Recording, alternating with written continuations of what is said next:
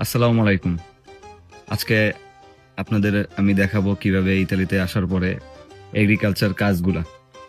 যখন আপনার টমেটো ক্ষেতে কাজ করবেন, তখন সর্বপ্রথম কাজ হচ্ছে হলো গিয়ে আপনার এই পাতা কাটা। এইভাবে যে পর্যন্ত আপনার লাল হইছে, সেই পর্যন্ত হচ্ছে হলো গিয়ে আপনার এই যে পাতাগুলা কাটতে হবে। এরপর হচ্ছে হলো গিয়ে পাতা কাটার পরে হচ্ছে হলো গিয়ে তার ২ দিন পরে হচ্ছে হলো গিয়ে টমেটো কাটা লাগে। ঠিক এরকম ক্যাসেট থাকবে। এই যে এরকম ক্যাসেট থাকবে, এইগুলা আপনার ভরতে হবে। নিচে হচ্ছে হলো গিয়ে আপনার দেখা যাচ্ছে যেই কোয়ালিটি গুলো আপনার একটু খারাপ, মানে যে ছোট ছোট, এগুলো সব নিচে যাবে। এই যে এইভাবে নিচে দিতে হবে।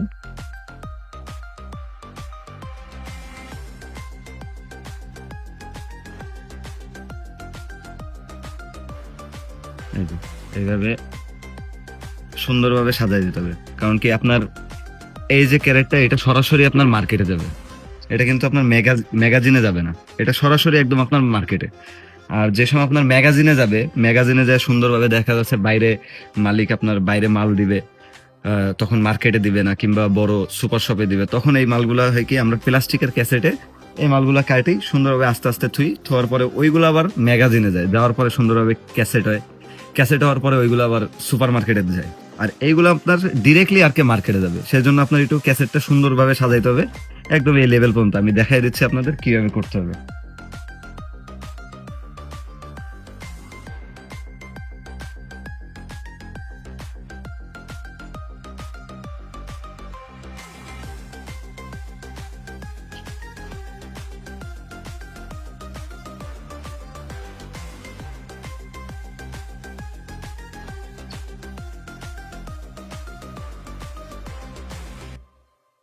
এক কথায় বলতে গেলে আপনার কোনো কষ্টই নেই এই কাজে। অনেকে বলে যে এগ্রিকালচার কাজ কত কঠিন, পারবো কিনা পারবো না। আসলে সব হচ্ছে হলো গিয়ে আপনার নিজের কাছে।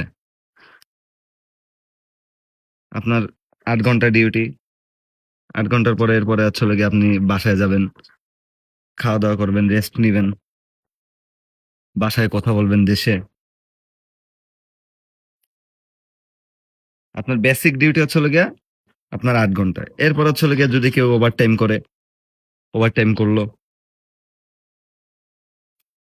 তার এটা হচ্ছে হলো গিয়া তার শরীরের উপর নির্ভর করবে। আপনার বেসিক ডিউটি হচ্ছে হলো গিয়া ৮ ঘন্টা। এটা আপনার বাধ্যতামূলক করাই লাগবে। এরপর হচ্ছে হলো গিয়ে আপনার ৪ ঘন্টা করলেন, ৩ ঘন্টা করলেন। এটা আপনার উপরে নির্ভর করবে যে আপনি কতক্ষণ করতে পারবেন।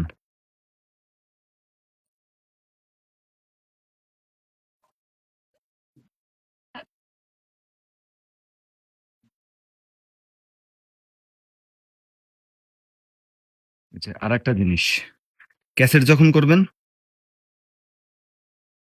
এই যে এই টাইপের হলুদ মালগুলা এগুলো উপরে দেওয়া যাবে না। উপরে টোটালি আপনার এরকম লাল বড়, বড় যেসব টমেটো, ওইগুলো হচ্ছে হলো গিয়ে আপনার উপরে দিতে হবে। আমাদের বাংলাদেশীরা বলে আরকি টমেটো, আর ইতালিতে বলে হচ্ছে হলো গিয়ে পমোদোরো। এই টমেটোর আবার নাম আছে দতরিনো, মানে লম্বাটা। আমরা তো বাংলাদেশে বলি লম্বা টমেটো। এইটার নাম হচ্ছে হলো গিয়ে দতরিনো। আর আরেকটা টমেটো হচ্ছে সেটা হচ্ছে হলো গিয়ে আপনার গোল টমেটো আমরা যেটা বলি, ওইটার নাম হচ্ছে হলো গিয়ে জিরো জিরোনি। ওইটা হালকা একটু টক লাগে, কিন্তু ইতালিয়ানরা বেশি আপনার এই লম্বা টমেটোটা খায়। আর গোলটা বেশি খায় না ওরা, কারণ কি ওরা টক পছন্দ করে না। ওরা হচ্ছে হলো গিয়া আপনার মিষ্টিটা বেশি পছন্দ করে। যেকোনো জিনিস ওরা মিষ্টি পছন্দ করে। ওরা ঝালও খাইতে পারে না, আবার টকও খাইতে পারে না। আমি ওই যে আপনার ওই পাশে মরিচ গাছ লাগাইছি। তো ওইখান থেকে কিছু একটা মরিচ আরকি মালিকের ভাইগনা নিয়ে মুখে দিছে। দেওয়ার পরে ও মানে ৫ বোতল পানি খেয়েছে, তারপরে ওর কাজ হয় নাই। পরে আমি ওরে বললাম যে টমেটো খা। কয় দেখ আমি টমেটো পছন্দ করি না। আমি কি তাহলে দাঁড়া। এরপরে কলা বাই করে ওরে কলা দিলাম যে কলা খা। দেখ কইমে যাবে। পরে কলা খাইছে, কলা খাওয়ার পরে ওর ঝাল কমছে। মানে কোন রকম খালি ঠোঁটে লাগাইছে। মানে জিহ্বায় লাগাইছে। আরো সহ্য করতে পারে না। ও বলে, "তুই আমারে কি খাওয়াইলি এটা?" হ্যাঁ, আমি ওরে বললাম যে, "আমি তো তোরে খাইতে বলি নাই। আমি তোরে কইছি যে দেখ এটা ঝাল।" হুম। এখন ও ভাবছে যে ওদের দেশে যে ক্যাপসিকাম হয় ঐরকম টাইপের। যে ক্যাপসিকাম মিষ্টি, ভাবছে যে ওইরকম টাইপের হয়তো হবে।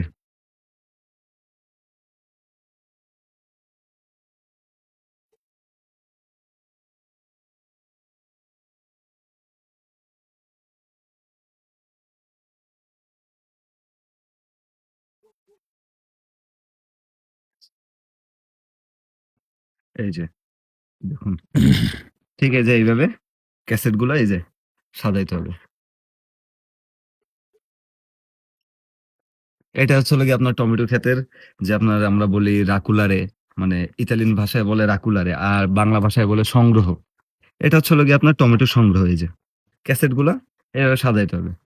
এটা আপনি ঘন্টায় দেখা যাচ্ছে আপনি ১০ ক্যাসেট কাটলেন, ১২ ক্যাসেট কাটলেন, ১৩ ক্যাসেট কাটলেন, কেউ ৮ ক্যাসেট কাটে, কেউ ৬ ক্যাসেট কাটে। আসলে আপনার একটা ধারণা রাখতে হবে যে মালিকের যেহেতু লস না হয়, কারণ কি আপনার দৈনিক বাজারে ৫০০ ক্যাসেট ৬০০ ক্যাসেট মাল দিতে হয়। তাহলে সেইভাবে ৮ ঘন্টায় আপনি কয় ক্যাসেট মাল কাটবেন এটা হচ্ছে হলো গিয়ে আপনার উপরে নির্ভর করবে। তা আজকে এই পর্যন্তই। অন্যদিন অন্য কোনো কাজ নিয়ে আবার চলে আসবো।